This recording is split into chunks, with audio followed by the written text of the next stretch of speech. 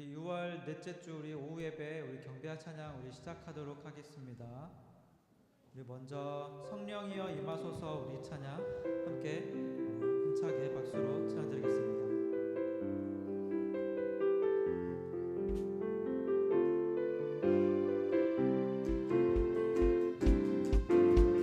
성령이여 임하소서 메마른 나의 심령 위에 주님의 은혜에 담비 내려 나를 꽉 적셔 주옵소서. 주의 권세 주의 능력 지금 이 시간 임하셔서 악한 권세 모두 깨뜨리고 주님 나라 임하소서.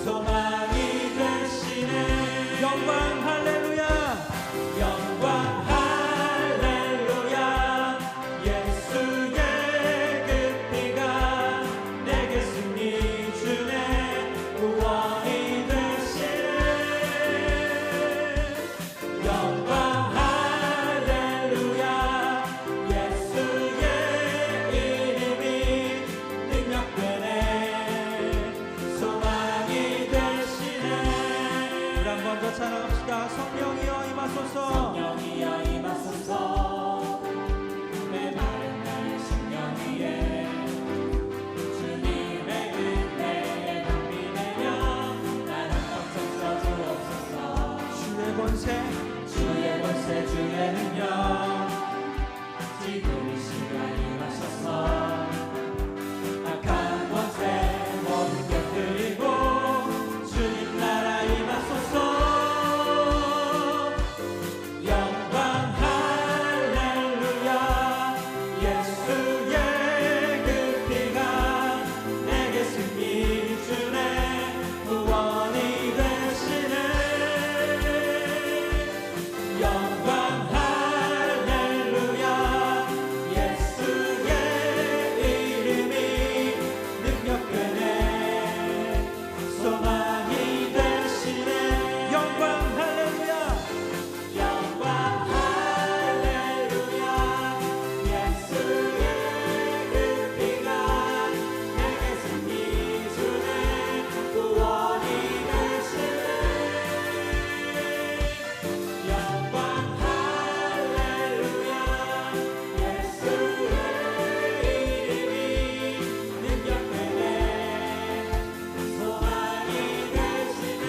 목소리로 영광 할렐루야.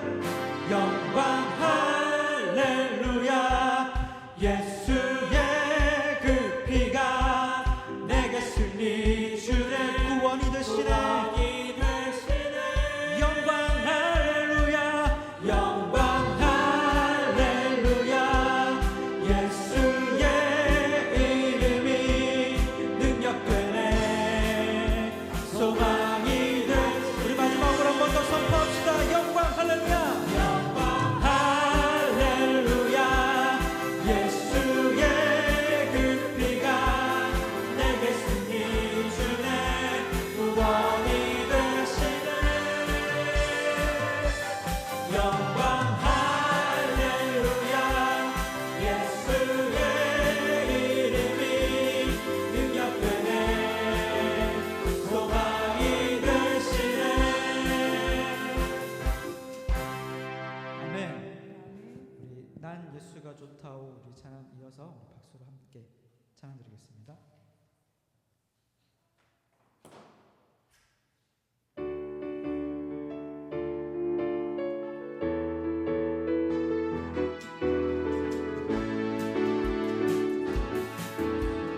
많은 사람들 진리를 모른 채 주님 곁을 떠나갔지만 내가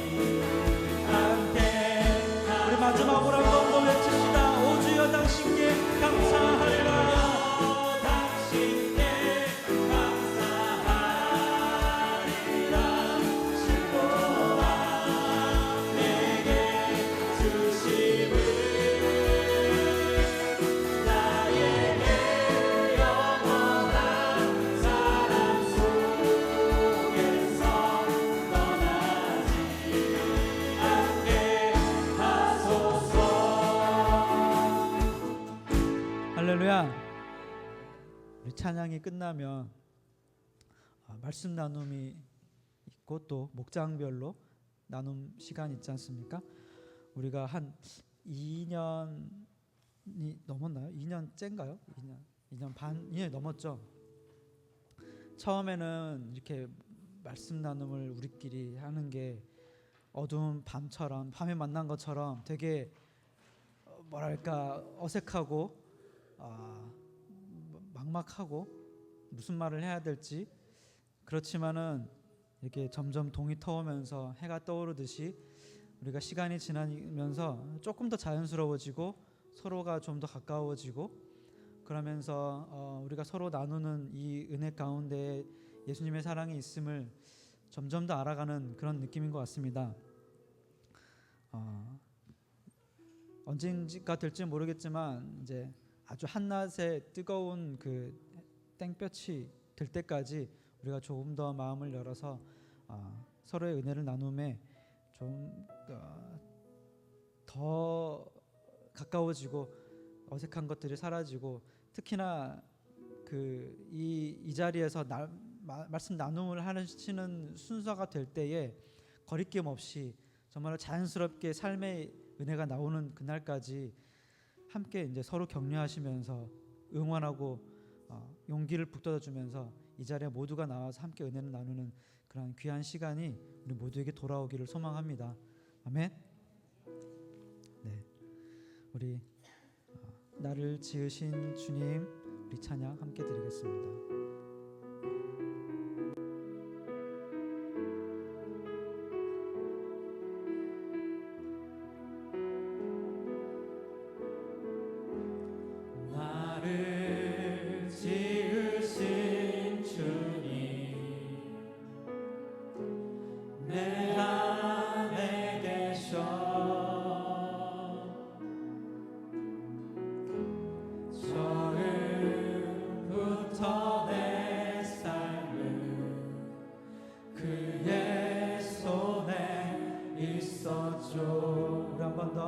나를 지으신 주님, 나를 지으신 주님,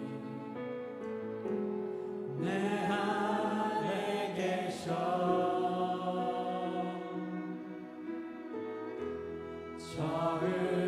처음부터 내 삶은 그의 손에 있었죠.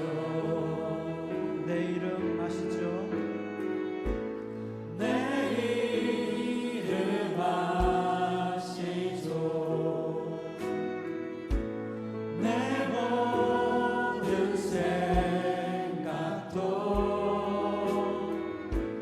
내 흐르는 눈물 그가 닦아주셨죠. 내 이름 아시죠?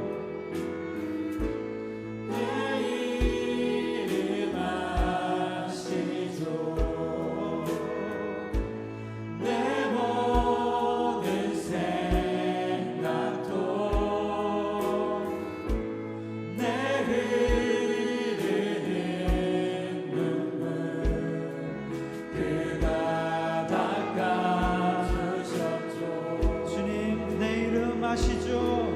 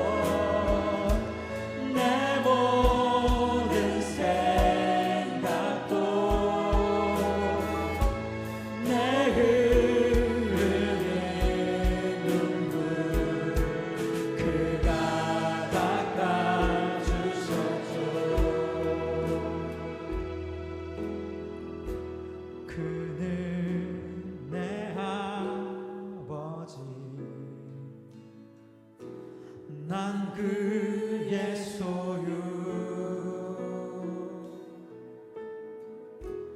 내가 어딜 가든지 날 떠나지 않죠. 그는 나의 아버지 그는 내 아버지 난 그의 소유 내가 어딜 가든지 날 떠나지 않죠. 한 번 더 고백합시다. 그는 내 아버지 그는 내 아버지 난 그의 소유 난 그의 소유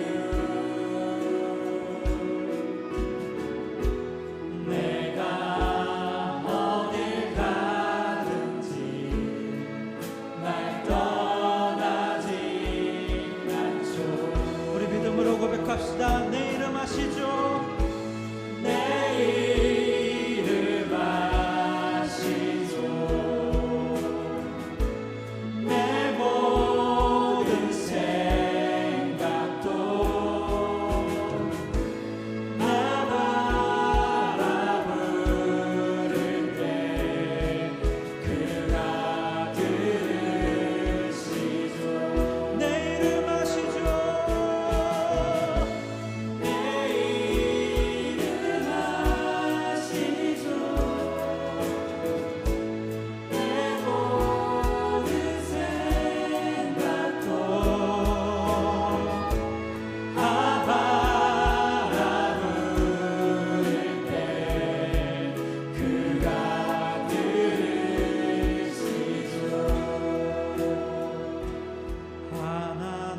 하나님은 너를 지키시는 자 너의 우편에 그늘 되시니 낮에 해와 밤에 달도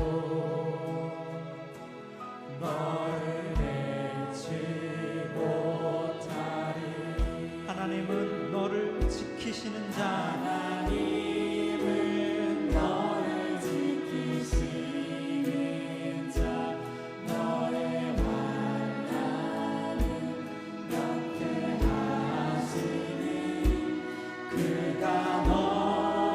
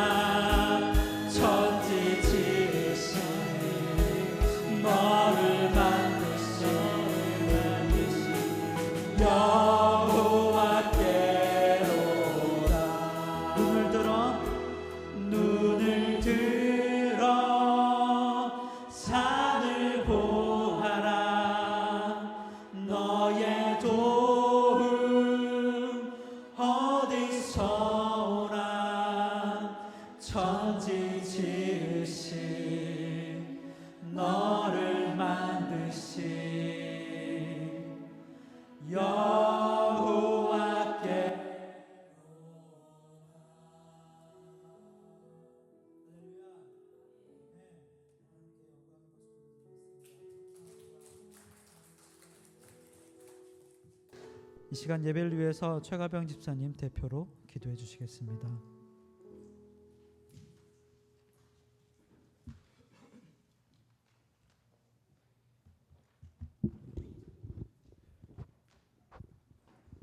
기도하겠습니다.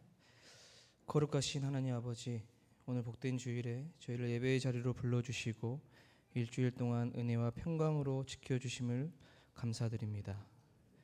하나님, 지난 한 주간 저희의 연약함과 부족함을 이 시간 고백합니다. 믿음이 연약하여 주님의 뜻을 완전히 따르지 못하고 세상 유혹에 넘어지는 죄를 범하였음을 용서하여 주시옵소서. 이 모든 것을 예수 그리스도의 보혈로 저희 죄를 씻어주시고 또 씻어주시옵소서. 하나님, 오늘 이 목장 나눔 예배를 통하여서 주님께서 각 목원들의 삶 가운데 행하신 놀라운 은혜들을 나누게 하시고 또 말씀을 전해줄 저희 남성 이목장에게도 아버지 하나님께서 은혜를 더하게 하여 주시고 그러한 간증과 나눔을 통하여 교회와 가정과 직장에게 흘러가게 하여 주시고 우리가 세상의 빛과 소금의 역할을 담당할 수 있도록 성령님께서 함께하여 주시옵소서. 또 간구와 없기는 성령님께서 저희와 함께하셔서 말씀을 깨닫는 지혜와 그 말씀을 실천할 수 있는 능력을 허락하여 주시옵소서. 그리고 듣는 모든 목원들에게 동일한 은혜가 임하게 하여 주시고 우리 모두가 하나님의 영광을 올려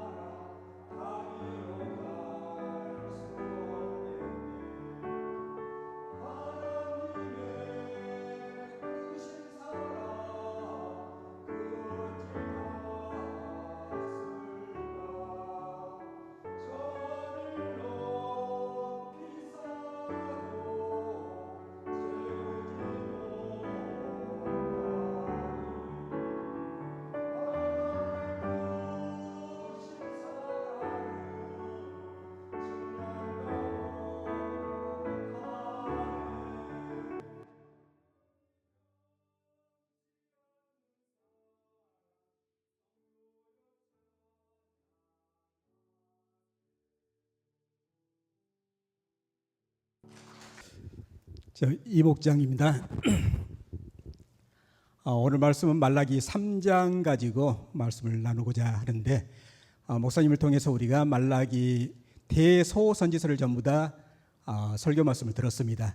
그래서 나온 내용을 좀 분류를 한번 해봤는데, 우리가 대선지서 하게 되면 5권이 있고 소선지서 하게 되면 12권이 나오게 되죠.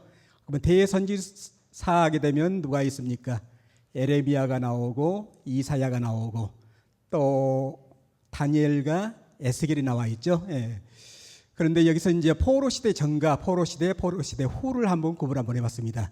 이 포로 시대 전 한다면 유다에서 활동했던 선지자가 누가 있냐면 에레미야와 하박국과 미가, 이사야가 나오게 되죠. 반면에 이스라엘에서 활동했던 선지자는 호세아하고 아모스가 있습니다. 반면에 아수르 하게 되면 활동했던 선지자가 요나 나오죠. 니네에서 활동했고 나홈이 있습니다. 에돔에서 활동했던 선지자가 바로 오바다가 나옵니다. 반면에 이제 우리가 포로 중 유대인들에게 활동했던 선지자가 나오게 되는데, 이게 바벨론에서 지금 현재 포로 생활 중이었죠. 이때 활동했던 선지자가 바로 다니엘과 에스겔이 되겠습니다. 그 다음에 이제 포로 시대 후로 구분할 수 있겠는데, 포로 시대 후다는 것은 이제 바벨론에서 이제 예루살렘으로 유대인들이 다시 귀향했죠. 와가지고 활동했던 선지자가 학개가 나오고 스가라가 나오고 마지막이 바로 말라기가 나와 있습니다. 그래서 오늘 말라기를 하게 되는데, 말라기 3장 내용 가지고 한번 정리를 한번 해봤는데,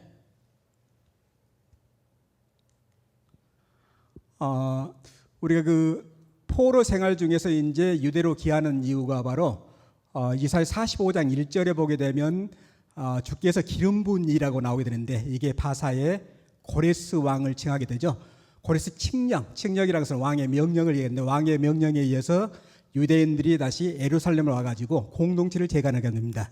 이때 이제 1차로 포로를 귀환했던 사람과 2차, 3차로 나뉘게 되는데, 1차 한다면 지도자가 스룹바벨 기억나죠? 스룹바벨 하게 되면 성전을 재건축했죠. 우리가 유다가 BC 586년경에 멸망을 해가지고 결국 516년경에 70년 만에 성전이 회복되게 됩니다. 이때 스룹바벨에서 회복되는 내용이고, 2차로 귀환했던 지도자가 바로 에스라가 나오게 되는데, 에스라는 말씀 회복이 되겠습니다.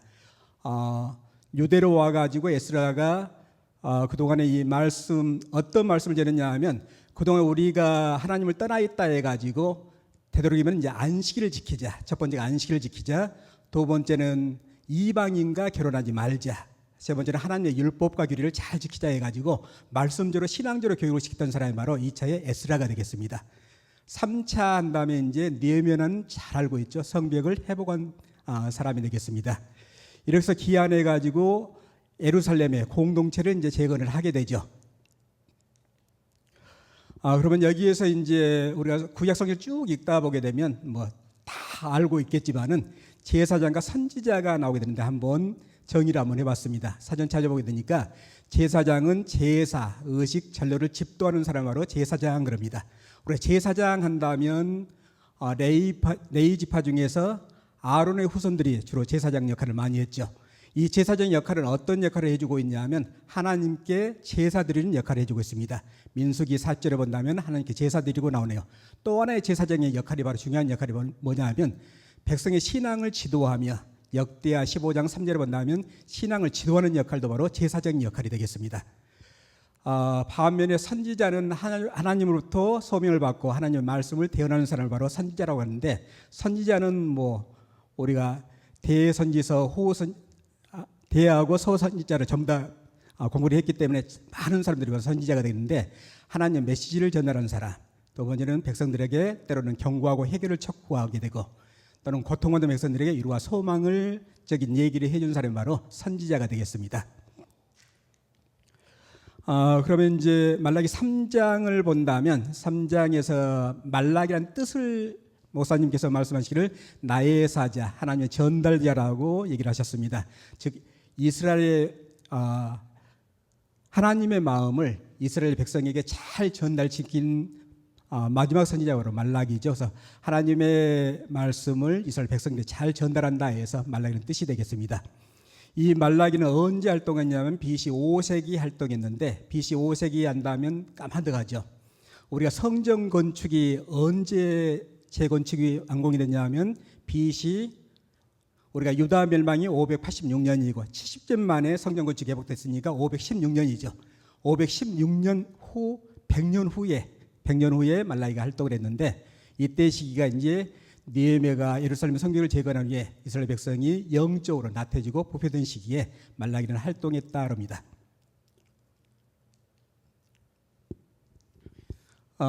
그러면서 요즘 최근의 이슈가 이제 이란과 이스라엘 간의 전쟁이 일어나고 있기 때문에 한번 이스라엘 역사에 대해서 간단하게 한번 살펴보겠습니다. 지금 현재 이 자료는 페르시아 제국에 의해서 완전하게 이스라엘이 지금 현재 지배를 당하고 있던 시기가 되겠네요.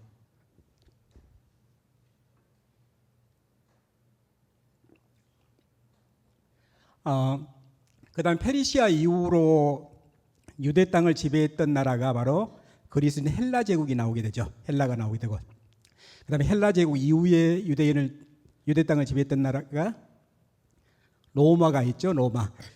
그래서 그 이스라엘은 즉 BC 586년경에 멸망한 후로부터는 독립국가가 되지 못했습니다. 계속적으로 그냥 페르시아, 헬라, 그리스의 자치국에 있어가지고 속박을 받고 있었는데 BC 63년경에 이제 로마에 완전하게 점령되면서 자체적으로 독립운동을 했었습니다. 두 차례 걸쳐 독립운동을 했었는데 결국은 성공하지 못해가지고 결국은 AD 70년경에 로마의 티투스 장군에 의해서 계속 독립운동을 하게 되니까 보기 싫겠죠. 그래서 성전을 파기하고 이스라엘 사람들을 흩어지게 만듭니다. 이때 어디로 흩어지게 만드냐면 유럽 쪽하고 중앙아시아, 중동 쪽으로 이렇게 흩어지게 만드는데 이 흩어진 이스라엘인들을 바로 디아스포라라고 얘기하죠. 디아스포라.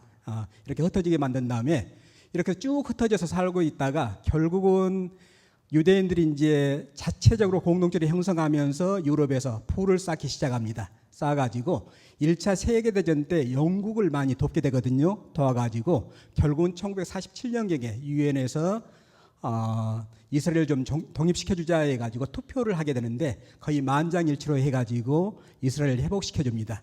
그러다가 이제 그 지역이 어디냐면 전에 살고 있던 가나안 땅 팔레스타인인데 이 팔레스타인이 원래 그 지역을 살고 있었는데 영토 50%를 뺏어가지고 그 지역을 이제 유대인을 이주시키게 되거든요.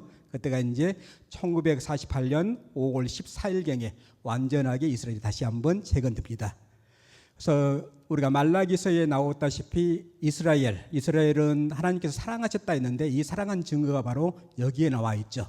다른 나라들은 거대한 국도 전부 다 멸망했는데 이스라엘은 어려운 역경도 통과되고 결국은 나라가 유지되고 있다는 것은 하나님께서 한번 선택을 했고 얼마나 사랑했는가를 알 수가 있는 내용이 되겠습니다.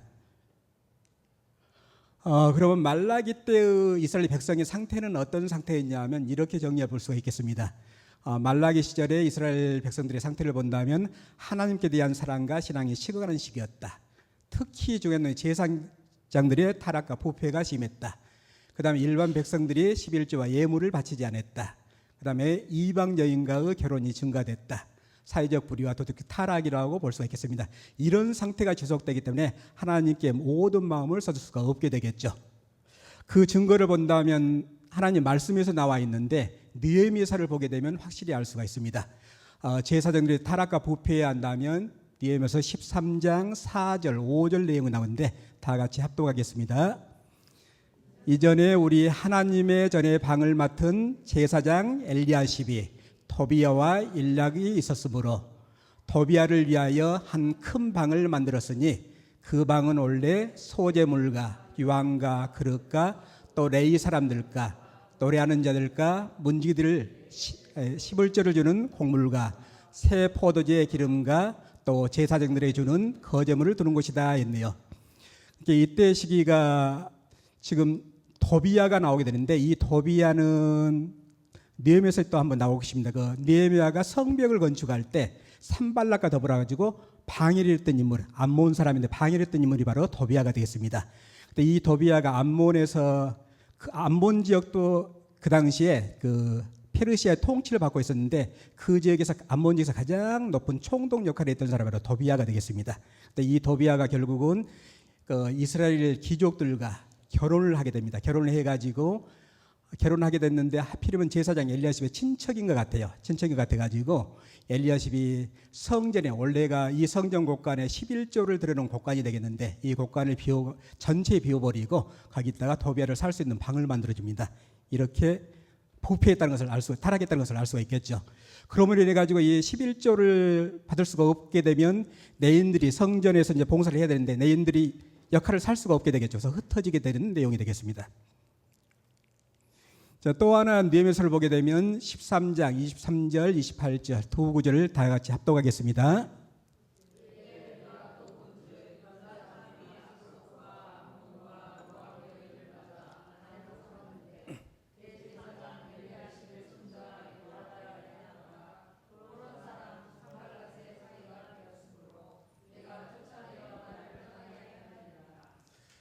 에스라가 신앙교육을 그렇게 많이 시켰죠. 이방인과 절대 결혼하지 말아라.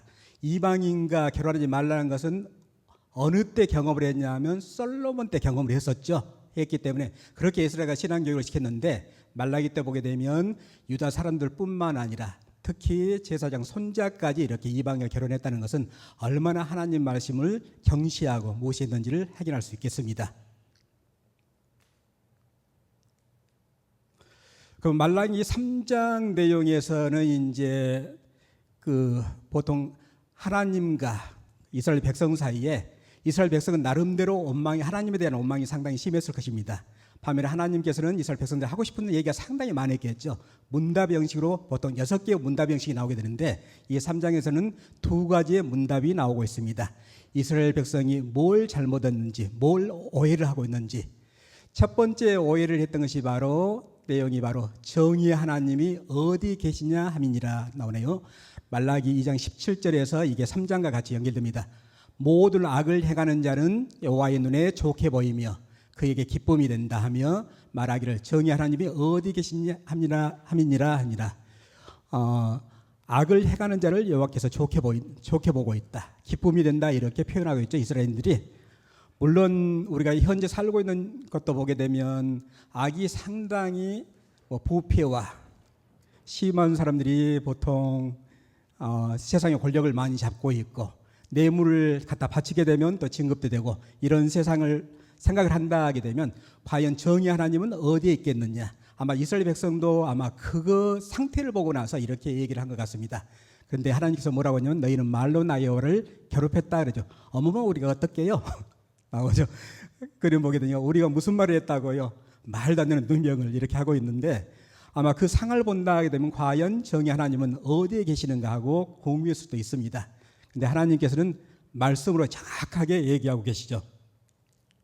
말라기 3장 1절 본다면 목사님 설교 말씀 통해 잘 들었고 잘 알고 있는 내용이지만은 다시 한번 내 사자가 바로 세례 요한이다 얘기했죠. 그다음에 언약의 사자가 바로 예수 그리스도를 얘기하고 있죠. 그래서 예수 그리스도를 보내주신다 이렇게 얘기하고 있습니다. 이 내용이 이제 3장 18절과 연결시킨다면 그때 너희가 돌아와서 의인과 악인을 분별하고 하나님을 섬기는 자와 섬기지 않는 자를 분별하리라 했네요. 그래서 정의 하나님이 어디 계신가 물어본다면 지금 현재 하나님은 그냥 간망하고 계시지만은 반드시 예수 그리스도를 통해 가지고 심판 날에 악인과 의인을 구별하고 하나님을 섬기는 자와 섬기는 자를 구별한다고 말씀을 통해 가지고 분명히 말씀을 하고 계십니다. 두 번째 문답 형식이 바로 뭐가 나오냐면 그러면 어떻게 하나님께 돌아가야 합니까? 3장 7절 말씀에 얘기하고 있는데 다 같이 합독하겠습니다. 만군의 여호와가 이르노라 너희 조상들의 날로부터 너희가 나의 규례를 떠나 지키지 아니하였도다. 그런즉 내게로 돌아와라. 그리하면 나도 너희에게로 돌아가리라 하였더니 너희가 이르기를 우리가 어떻게 하여야 돌아가니까 하는도다. 자, 그다음에 신명기 4장 1절 말씀 본다면 다 같이 합독하겠습니다.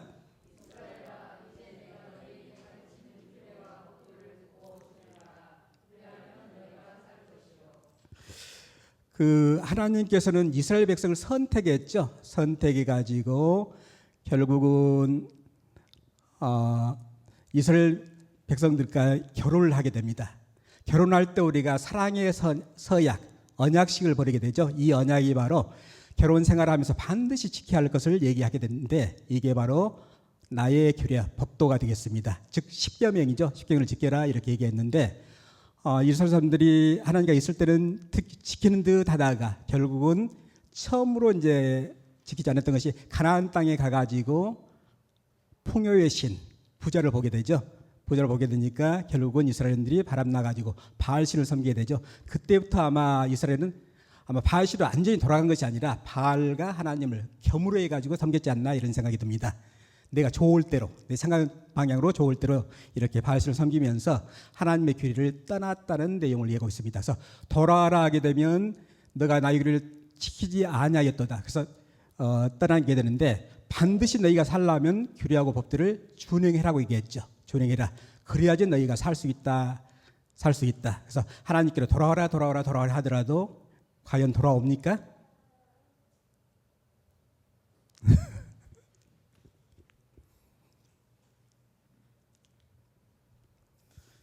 자, 규례와 법대 중에서 어떤 것을 더 지키지 않았나가 확실하게 표현한 것이 바로 3장 8절이 되겠습니다. 다 같이 합독하겠습니다.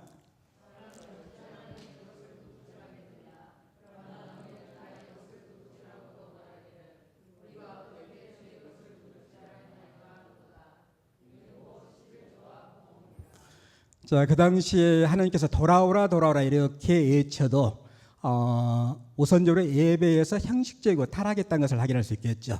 예물 드릴 때 흠 없는 제물을 드려야 되는데 이때 저는 것과 병든 것을 쭉 드리고 있죠. 그래서 봉헌물에서 크게 문제가 됐었고 또 하나가 11조 문제가 되겠습니다. 자, 이 11조와 구약에서 11조는 말 그대로 불공정한 사회를 공정한 사회로 바꾸는 하나님의 제도 장치라고 보거든요. 왜 그러냐면 12지파 중에서 지분이 없는 지파가 네지파죠. 네지파는 먹을 것이 없기 때문에 반드시 11지파의 도움으로 살아야 됩니다. 이게 바로 11조인데 이 11조를 바치지 못하게 되니까 특히 아까 니에에서 나왔던 그 도비아가 방을 차지하게 되니까 결국은 레인한테 줄 수가 없게 되겠죠. 그래서 전부 레인들이 흩어지게 되고 그래서 성전을 섬길 수가 없습니다. 이 11조 봉헌물을 또 하나 이 11조 한다면 성전 보수용으로 또 쓰였었고 또 하나가 이제 사회적 약자인 고아하고 가부를 도와주는 데 역할을 해야 되거든요. 근데 이게 거치지 않게 되게 되니까 사회가 더욱더 혼란스러워지죠. 그래서 하나님께서는 자, 규례와 법도를 지키면서 11조 봉헌물을 지키면서 내게로 돌아와라. 그래야지 너희들이 살 것이다. 이렇게 고백을 하고 있습니다.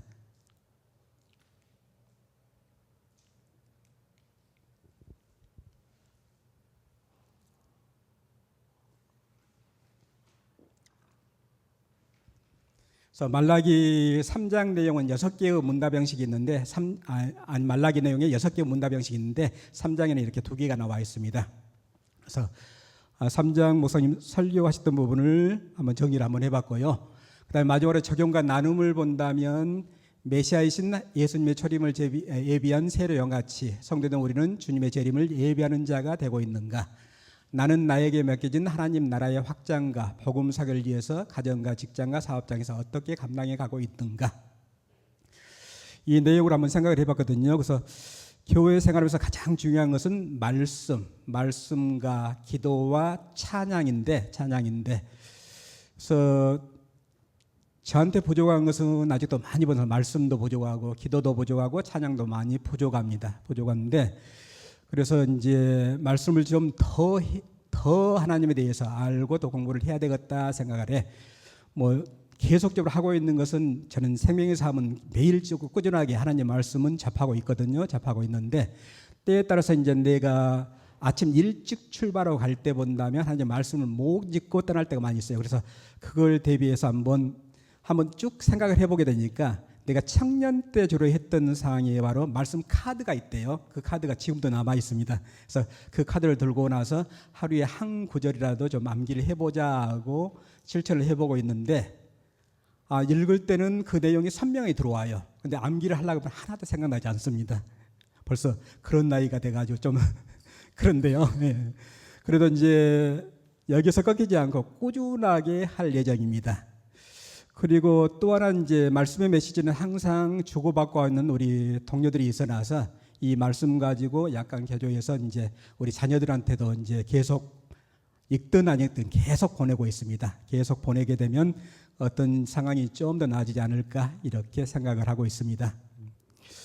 또 하나가 이제 현재 이제 가끔 나가는 우리 새로운 관계, 직장에서 이제 새로운 관계가 형성되게 되는데 그 사람한테 이제 하나님 말씀을 전해야 되겠는데 그 남자들 사이에서는 그러거든요. 보통 이제 금하는 것이 정치 얘기를 상당히 금하게 되고 또 하나가 종교 얘기를 상당히 금하게 돼요. 이게 보물처럼 이제 이렇게 만나게 되는데 새로운 사람을 접하다 보게 되면 뭔가 하나님 말씀을 또 전하게 해야 되는데 이제 어떻게 전할까 이것도 한번 또 고민도 해봐야 되겠습니다. 두 번째, 정죄된 자들의 예배를 기쁘시게 받으시는 하나님이신데 내가 드린 예배는 과연 하나님이 기뻐하실 만한 예배였는가? 회개하지도 형제를 용서하지도 않는 채 예배 자리에만 앉아 있었던 것은 아닌가요? 이것도 한번 생각을 한번 해봤습니다. 그래서 예배 시간에 좀 더 집중하기 위해서 근데 가끔 가다가 보게 되면 나도 모르게 그냥 멍 때리는 경우가 상당히 많습니다. 그래서 이 멍 때리지 않기 위해서는 어떻게 해야 될까 생각을 해서 말씀 하나하나 적어보고 목사님 설교 말씀 들을 때 보게 되면 적어보고 다시 한번 생각하고 정리하고 하게 되니까 좀 더 멍 때리는 것이 더 없어진다는 것이 없게 되대요. 그래서 좀 더 이제 그런 쪽으로 더 집중해서 좀 예배를 드리려고 생각하고 있고 회개 용서는 제가 이제 낙천적이고 상당히 뭐 쿨한 성격이랄까요 하기 때문에 누구하고 뭐 크게 싸워본 적은 없습니다. 크게 뭐 다퉈보지도 않았던 것이요. 누군가 일방적으로 양보하든지 아니면 그냥 이해하고 넘어가든지 했기 때문에 그래서 예배 자리에서만큼은 마음이 순수한 마음으로 드리려고 생각하고 있습니다. 예, 오늘 말씀은 여기까지입니다. 잘 정리가 된 것 같고 또 마지막 나눔까지 말라기 3장은 우리가 적용해야 할 그런 부분들이 좀 많겠다 싶은데요. 잘 해주셨습니다. 한 주간 또 오늘 주신 말씀 따라서 한 주간 말씀과 성령의 인도하심 두 레일 바퀴에 올라서 한 주간 승리하는 그런 한 주간이 되어주길 바라고요. 자, 이후에 목장들 모여서 이렇게 말씀을 나누는 그런 시간 갖도록 하겠습니다.